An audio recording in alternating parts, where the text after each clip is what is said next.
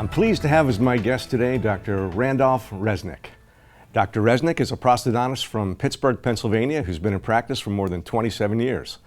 Dr. Resnik received his dental degree as well as his specialty training in prosthodontics from the University of Pittsburgh School of Dental Medicine. He continued his education with a fellowship in oral implantology and earned a master's degree for his research on dental implants. He has faculty appointments at the University of Pittsburgh as well as Temple University. Dr. Resnik limits his practice to implant dentistry and is a leading researcher and author in the field. As a key faculty member at the Misch International Implant Institute, Dr. Resnik has been actively teaching dental implantology for many years and is well known to the many successful implantologists who have studied with him. Welcome, Randy. Thank you, Neil. Great. So let me start with the big question. Intelligent guy, 30-some years ago, how did you decide to go into the field of dentistry? Well, I'm actually a second-generation prosthodontist. My father was trained in the Navy, was a prosthodontist in Pittsburgh, Pennsylvania for over 45 years. I grew up with it, so it's kind of in my blood, and just loved it and followed in his footsteps. Well, that's great. So unlike me and a lot of our colleagues, you actually knew what you were getting into. Yes, yes. That's great. That's great. So did you have any exposure to implant dentistry in school? When I was in dental school, this is late 1980s, I was a third-year dental student, and I was doing an internship for the summer during my third year of dental school in maxillofacial prosthetics. We would treat a lot of post-cancer construction patients, reconstruction patients, and one of our patients, they were placing dental implants in to replace an ear. And I thought that was fascinating. It was really interesting. Followed the whole case throughout the process. And that following year, Dr. Carl Misch came to the University of Pittsburgh as a resident in prosthetics. So I got to meet him, and then I went into the prosto program the year after that. So at the University of Pittsburgh, at that time, Craig Misch, Carl's brother, was the other resident with me. So in pros. In pros. Okay. So having Carl and Craig there was just a great benefit. So I tell people I was at the right place at the right time. Absolutely, absolutely. Now, did you always intend to go into prosthodontics? Yes, yes, yes. I always wanted to follow in my dad's footsteps, and then implantology was just another adjunct of that. Right. So. Did you practice with your dad at any time? No, unfortunately, he had passed away while I was in residency, so never did, but he did get to see some of the implant cases that we did, so it was interesting. That's great, that's great. So your association with Carl Misch was right during your residency, right? Actually, fourth-year dental student, and then right in residency for the first year, Carl actually was finishing up his pros residency, and then he started an implant program, and then Craig Misch and I went into the implant program. Okay. And how about your association with the Misch Institute? When did that begin? The Misch Institute, I've been with the Misch Institute since my fourth year of dental school. So part of being in the prosthetic program at Pitt, to go into the oral implantology fellowship, you had to go through the PROS program first. So part of that was you would go to the Institute. So we would drive to Dearborn, Michigan about every 3 weeks, almost 15 times a year. Wow. And so I've been with Carl ever since. Been to every surgery program in the last 28 years.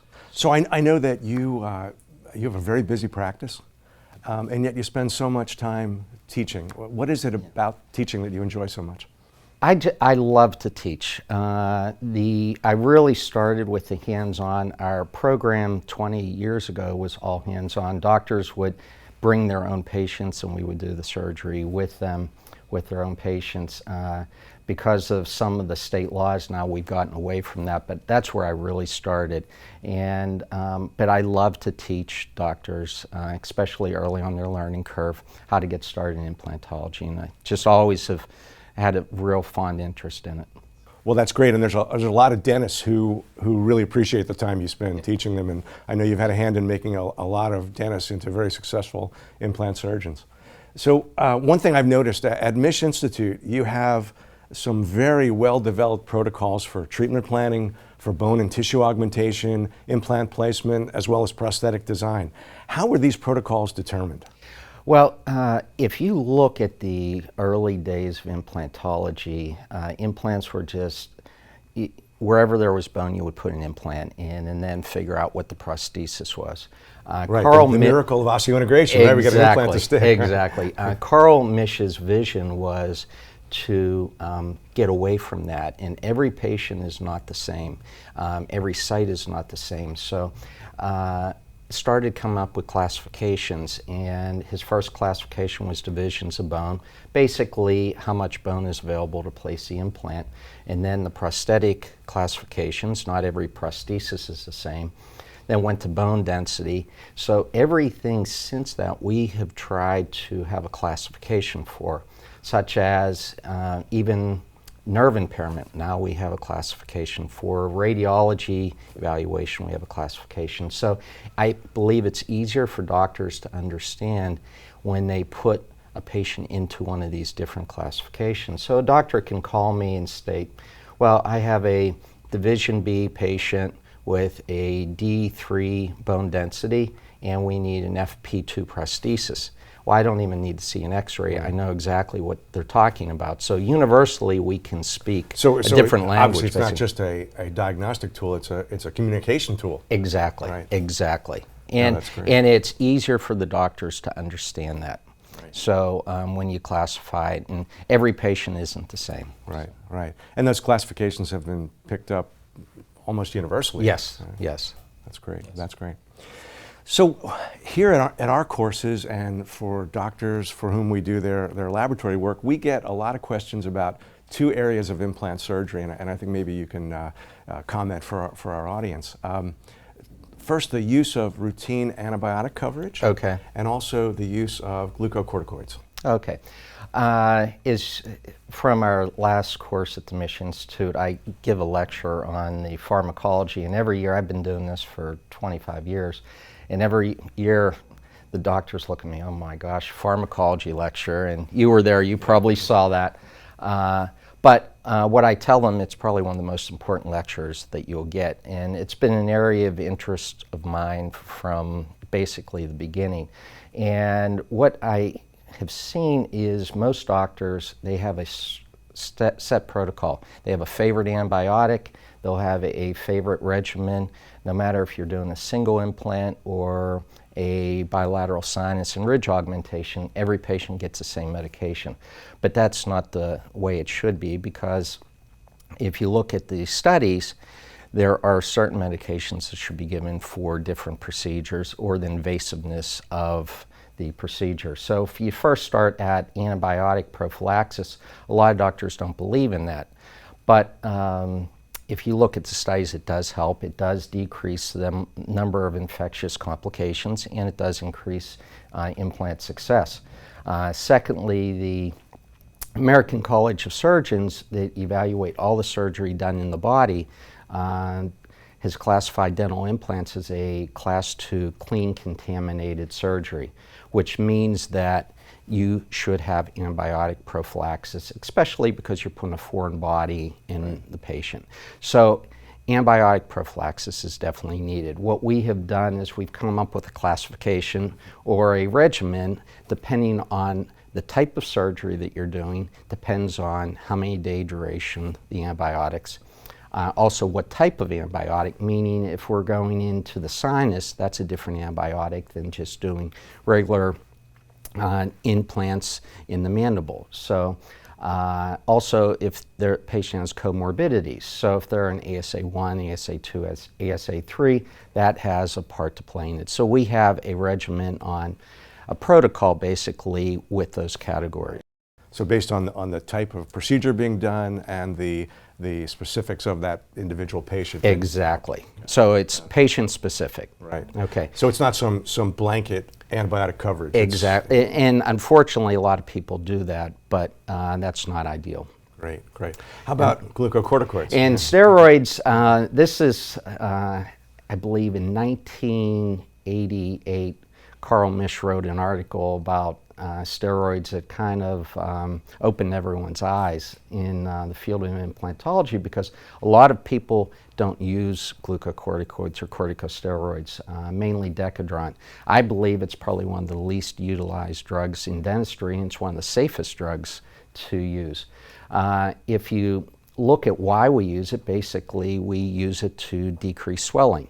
If the patient has inflammation, swelling, they're going to have more pain. If they have more pain, they're not going to have a pleasant experience. So this is a medication that's relatively benign that can be utilized to minimize the patient's swelling and pain.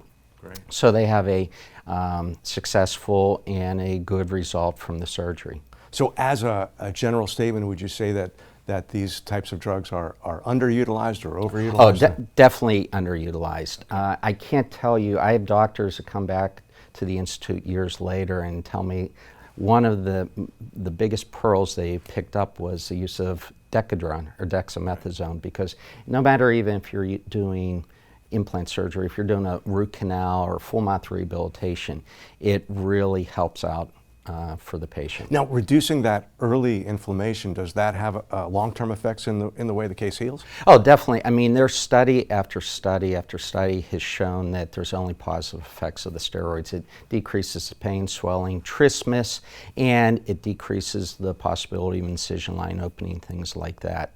So yes, it's definitely advantageous. That's some great information. And we have a protocol for that. Depending on the invasiveness of the procedure, we have a different regimen for that. Gotcha, gotcha. So sometimes it's delivered parenterally and sometimes centrally? Yes, yes. Okay. Depending if you do IV sedation or not, it's more ideal to do it the day of the surgery, IV, but we always follow it up post-operatively, PO, by mouth. So usually inflammation peaks at 48 to 72 hours, so we always like to keep the dosage up to that third day. Right. And of course, the patient having an easier post-operative course is going to have more confidence in their Exactly, in their exactly. That's great. Exactly. Well, that's good info, and I really did enjoy that lecture. Okay. It's good info to me. And I noticed that in the Misch Institute, you have a pretty good progression of case selection. Right, yes. So that first case should be a posterior tooth outside of the aesthetic zone in a healed site that needs minimal to no augmentation. Exactly, and that's we try to get what we call Division A case, which has adequate height and width of bone, not in the aesthetic zone, and it's basically an easy case with no possibility of injuring a nerve or any vital structure. So, but unfortunately that's not always the case, and doctors start with more extensive cases or more difficult cases. Right. Now, of course, a complication isn't always a legal matter, right? No. Unfortunately, though, that some complications, even though it is an unavoidable complication, does lead to a legal matter, and that's the unfortunate thing. But you have to know how to treat complications. The second area that I would say, other than immediate implants for legal problems, is failure to refer. A lot of doctors, they get a case that's not going real well, and they try to keep it in their office instead of trying to get help by referring it. No one will ever question you for referring a patient to another doctor for help, but they will question you if you don't. And I see that in nerve impairments all the time. You know, the patient has a nerve impairment, well, wait 4 months, wait 6 months. Well, then it's too late to do anything. Right. So, and there are interventions that can mitigate those problems. Exactly, right? And we actually have a protocol, day 1, day 2, day 3 on what to do to minimize your chances of having problems like that. You know, on the topic of complications, I know that your complications course at the Misch Institute is one of the most popular courses that you offer, and it's frequently has, over 100 people attending the event. And then now you have a new book coming out on this topic? Yes, Carl and I have been going back and forth probably for over 10 years with this. Most of the doctors that have a complication, they call me from the Misch Institute. So for 25 years I've been accumulating all this data on complications, and so about 10 years ago, I kept saying, Carl, we need to do a course, and he was reluctant to do it. Finally, we did do our first one, and it was about 6 or 7 years ago, and we had about 250 people attend it. And now we give it 2 to 3 times a year, and it's one of our most popular courses. That had led to the next textbook, the next Misch textbook that Carl and I are writing, is a complications book, which Elsevier is publishing, and it should be out by year's end. Oh, great, great. Well, I'm Yes. sure there'll be a lot of people wanting to Yes. Yes. take advantage of that. Great, great. So let's talk about the general dentist that's interested in adding implant surgery to their practice. Maybe there's someone that's had very limited exposure to implants, or maybe they've restored a few cases. What kind of advice would you offer to that individual? They need to get the training.